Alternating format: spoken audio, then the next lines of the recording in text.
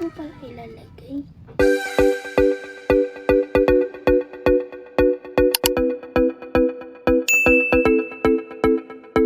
So, hi mga Nay! Sa video na to, iluluto na nga natin yung nakuha natin sa panghihibasan. Ibinukod ko nga yung mga nakuha kong taktakan at saka itong mga litob. Hindi ko alam kung anong tawag dito sa medyo malapad na to. Pero more on litob yan, tsaka yung ganyan na malapad, tapos may isang tahong na naligaw dyan. Ang una ko ang ginawa ay kinuskus ko nga muna siya para matanggal yung mga lumot. Since yung lupa sa amin ay kulay pula, kaya nga ganyan yung kulay ng tubig. Kasi yung pinakakatas ng lupa, ayun nga rin yung nagiging kulay ng lumot. Tapos sinanggal ko na nga rin yung mga nakadikit sa kanya ng mga maliliit na talaba. Ito nga lang pala yung pinang-ulam namin ngayon dahil yung mga taktakin inilaga ko lang para nga pang-ulam namin kinabukasan. Mas madali kasi itong masira kaya ito nga yung una naming uulamin since sasabawan namin siya. Kapag sinabawan nga siya hindi nga siya pwedeng abutin ng kinabukasan. Ewan ko lang sa iba pero ako kasi kapag nagulam ng ganito ayaw ko nang pang dalawang ulam siya kasi nga mga shell siya, diba? Parang feeling ko sasakitan ng tiyan yung kakain pagka pinang-ulam pa siya ng pangalawang ulam. Kaya hindi ko pinasosobrahan yung pagkuha ko nito kasi gusto ko sakto lang siya pang isang ulaman para hindi nga siya masayang. Pagkatapos ko nga nabrushan lahat, syempre makailang banlaw kasi naman tignan nyo yung tubig. Ulit-ulit ko nga siyang banlawan hanggang sa nakita ko medyo malinis na nga yung tubig. Hindi talaga ako masyadong kumakain ng mga ganito kasi feeling ko hindi ako matutunawan. At saka nung bata pa ako, kapag kumakain ako ng ganito o kaya ng mga pahid, isinunguya ko lang siya hanggang sa maubusan siya ng lasa. Parang ginagawa lang bang bubble gum kasi feeling ko pag lulunukin ko siya masusuka ako kaya hindi ko siya nilulunok, kinakatas ko lang talaga siya tapos niluluwa ko na.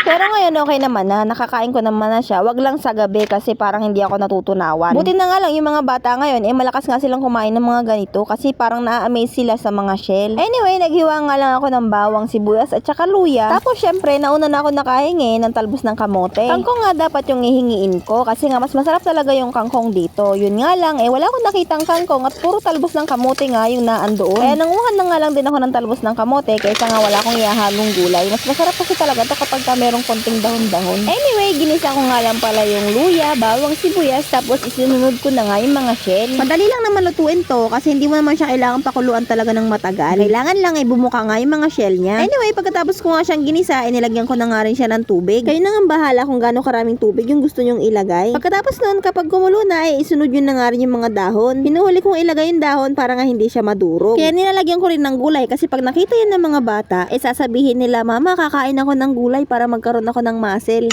Tapos magiging magiging superhero. Ganyan. Anyway, i-mix mo nga pala ng maigi yung mga dahon para nga maluto siya. In this case, nahirapan akong haluin kasi nga sa kawali ko siya ginisa pero mas maganda sana kung sa kaldero para nakukulob yung init at mas madali siyang maluto. Anyway, isang kulo na lang yan at ready to eat na. Yung gulay na lang naman ang aantayin maluto kasi yung mga shell okay naman na yun. Ay, oo nga pala, wag mong kalimutang timplahan ng naaayon sa panlasa mo. Ako kasi wala naman akong ibang nilagay dyan, kundi konting asin lang. Pinupush ko na rin kasi talagang wag nang maglagay ng mga preservatives. Hindi na rin ako bumibili ng magic sarap para makasanayan ng mga bata yung natural na lasa lang. So far, nakakadalawang linggo na akong walang magic sarap at ganun pa rin naman yung kain nila, masarap pa rin naman. Naglalagay na lang ako ng alternative katulad ng mga dagdag na spices o kaya patis para nga magkaroon siya ng masarap na lasa. Pero hindi ko nilagyan ng patis to sa ibang putahe lang. Anyway, luto na nga po ang aming ulam. Until next video!